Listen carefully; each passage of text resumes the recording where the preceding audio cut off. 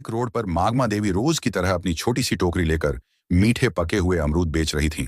उनकी दो बेटियां थीं, दोनों ही हीरे की तरह पली बड़ी थीं।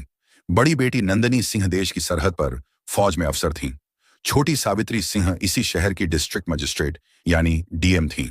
मागमा देवी को अपनी बेटियों पर बहुत नाज था। जब भी कोई पूछता, अम्मा आपकी बेटियां क्या करती हैं, तो उनका सीना गर्व से चौड़ा हो जाता। वह कहती, एक देश की रक्षा करती हैं और दूसरी जिले की।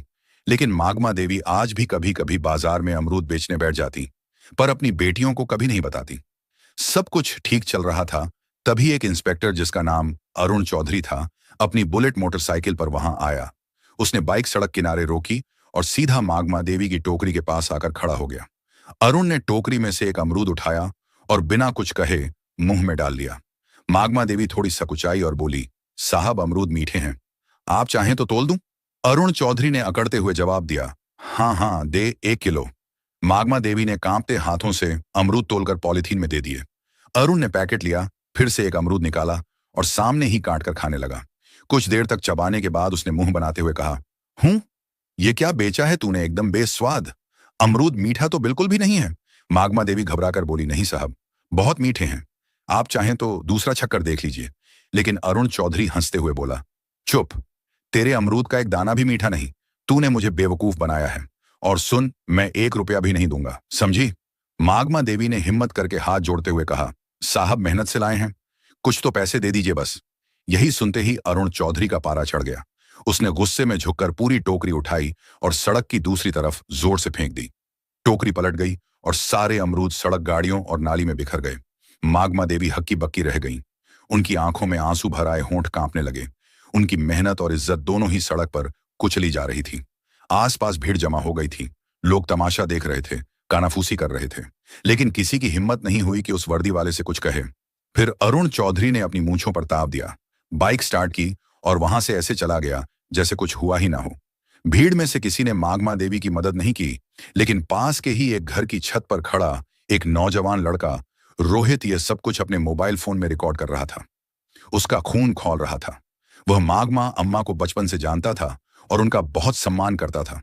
उसने वीडियो रिकॉर्ड करना बंद किया और सोचने लगा कि इस वीडियो का क्या किया जाए। उसे पता था कि मागमा अम्मा की एक बेटी फौज में है। उसने कहीं से उनका नंबर जुगाड़ किया था।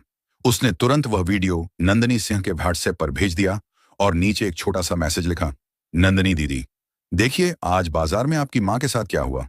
हजारों किलोमीटर दूर बर्फीली पहाड़ियों के बीच बॉर्डर की एक चौकी पर नंदनी सिंह अपनी राइफल साफ कर रही थी। तभी उसके फोन पर व्हाट्सएप का मैसेज टोन बजा। उसने फोन उठाकर देखा, एक अनजान नंबर से वीडियो आया था। उसने वीडियो प्ले किया। जैसे जैसे वीडियो आगे बढ़ा, नंदनी के चेहरे का रंग बदलता गया। उसकी शांत आंखें गुस्से से लाल हो गईं।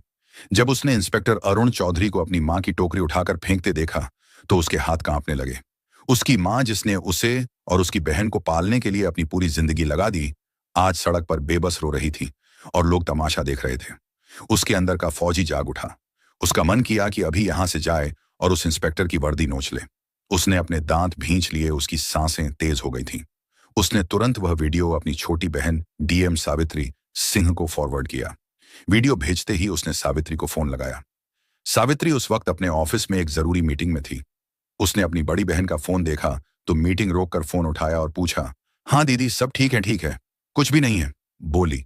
नंदनी की आवाज में गुस्सा और दर्द साफ झलक रहा था। मैंने तुझे एक वीडियो भेजा है, उसे देख, अभी के अभी देख। सावित्री ने फोन होल्ड पर रखा और व्हाट्सएप खोला। वीडियो देखते ही उसके पैरों के नीचे से जमीन खिसक गई। उसकी मां, उसकी प्यारी मां, सड़क पर बिखरे अमरूद के लिए रो रही थी। एक मामूली इंस्पेक्टर ने उसकी मां की इज्जत को सड़क पर रौंद दिया था। सावित्री की आंखों में भी आंसू आ गए, लेकिन उसने खुद को संभाला। वो एक डीएम थी, उसे भावनाओं में बहने का हक नहीं था। सावित्री ने कांपती आवाज में कहा, दीदी, मैं बर्दाश्त नहीं कर सकती ये सब। ये सुनते ही नंदनी फोन पर गुस्से में बोली, मैं आ रही हूं, छुट्टी लेकर मैं उसको नहीं छोड़ूंगी। सावित्री नरम आवाज में बोली, नहीं दीदी, आपकी जरूरत देश की सरहद पर है। यह मेरा इलाका है, ये लड़ाई मैं लूंगी। मां को इंसाफ मैं दिलाऊंगी, कानून के तरीके से। नंदनी कुछ देर चुप रही। वह अपनी बहन की आवाज में छिपे इरादे को समझ गई थी। बोली, ठीक है, लेकिन उसे ऐसी सजा मिलनी चाहिए कि उसकी रूह कांप जाए। सावित्री ने कहा, आप चिंता मत करो दीदी, अब यह मेरा काम है, और फोन काट दिया। उसने मीटिंग में मौजूद सभी अफसरों से कहा, ये मीटिंग यहीं खत्म होती है, आप सब जा सकते हैं।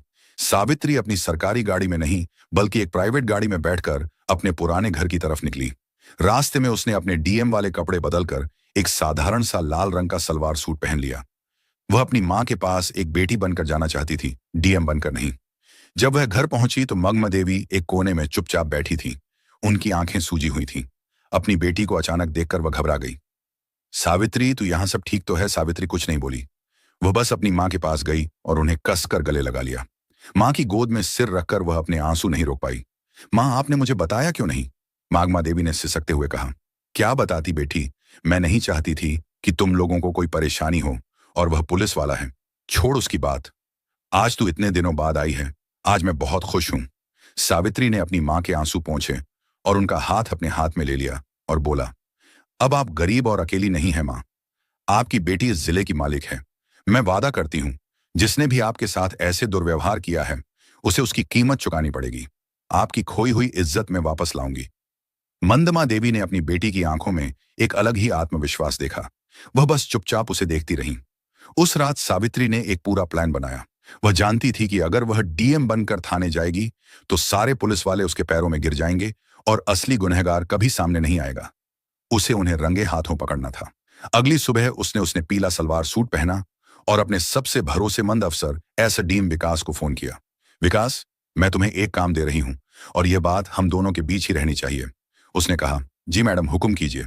बोली, मैं अभी सिविल ड्रेस में शहर के कोतवाली थाने में एक पर लिखवाने जा रही हूं, अपनी पहचान छिपाकर। मैं चाहती हूं कि तुम ठीक 2 घंटे बाद जिले के एसपी, डीएसपी और बाकी बड़े पुलिस अफसरों की टीम के साथ थाने पहुंचो। जब तक मैं इशारा ना करूं कोई कुछ नहीं बोलेगा। विकास ने कहा, ठीक है मैडम, जैसा आप कहें। सावित्री ने फोन रख दिया। दोस्तों, अब खेल शुरू होने वाला था। सावित्री ने एक साधारण सा पीले रंग का सलवार सूट पहना, चेहरे पर दुपट्टा डाला और एक आम नागरिक की तरह ऑटो पकड़कर कोतवाली थाने पहुंची। थाने का माहौल वैसा ही था जैसा उसने सोचा था। एक हवलदार ऊँघ रहा था और इंस्पेक्टर अरुण चौधरी और एसएचओ संदीप राणा चाय पीते हुए हंसी मजाक कर रहे थे। सावित्री डरते डरते उनकी टेबल के पास गई। जी, मुझे एक शिकायत दर्ज करवानी है। एसएचओ संदीप राणा ने उसे ऊपर से नीचे तक देखा। क्या हुआ, किसने परेशान किया जी? कल बाजार में इंस्पेक्टर साहब ने। जैसे ही उसने इंस्पेक्टर का नाम लिया, अरुण चौधरी चौकन्ना हो गया। उसने सावित्री को घूर कर देखा। क्या इंस्पेक्टर साहब ने, नाम क्या है तेरा और किस इंस्पेक्टर की बात कर रही है? जी, आप ही थे। आपने कल बाजार में एक बुजुर्ग महिला के अमरूद की टोकरी सड़क पर फेंकी थी। मैं उनकी बेटी हूं। सावित्री ने अपनी आवाज में थोड़ी घबराहट लाने की कोशिश की। यह सुनते ही अरुण और संदीप जोर जोर से हंसने लगे। ओहो, तो तू उस बुढ़िया की बेटी है? अरुण ने मजाक उड़ाते हुए कहा। तो क्या हुआ, सड़क पर गंदगी फैलाएगी तो लाठी पड़ेगी ना। चल भाग, यहां से कोई एफआईआर नहीं लिखी जाएगी। सावित्री ने थोड़ा साहस दिखाते हुए कहा, लेकिन यह गैर कानूनी है। आपने वर्दी का गलत इस्तेमाल किया है। एसएचओ संदीप गरजातू, हमें कानून सिखाएगी, ज्यादा जुबान चलाई तो तुझे ही अंदर कर दूंगा। सरकारी काम में बाधा डालने के जुर्म में निकल। यहां से सावित्री वहीं खड़ी रही और बोली, मैं फिर लिखवाए बिना नहीं जाऊंगी। बहस बढ़ रही थी कि तभी एक हवादार भागता हुआ अंदर आया। उसकी सांसें फूली हुई थीं। सर, गंगा प्रसाद यादव जी थाने में आ रहे हैं। गंगा प्रसाद यादव का नाम सुनते ही अरुण और संदीप दोनों के चेहरे का रंग बदल गया। गंगा प्रसाद शहर का एक बहुत बड़ा और दबंग नेता था, जिसके इशारे पर पुलिस वाले नाचते थे। दोनों इंस्पेक्टर अपनी कुर्सी से ऐसे उछले जैसे करंट लग गया हो। अरे जल्दी करो, गेट खोलो, संदीप ने हवलदार को डांटा और दोनों भागकर गेट की तरफ गए जैसे कोई बहुत बड़ा साहब आ रहा हो। एक सफेद सफारी गाड़ी थाने के अंदर आकर रुकी। उसमें से सफेद कुर्ता पायजामा पहने गंगा प्रसाद यादव उतरा। अंदर आते ही उसने अपने मजाकिया अंदाज में कहा, क्या हाल है चौधरी?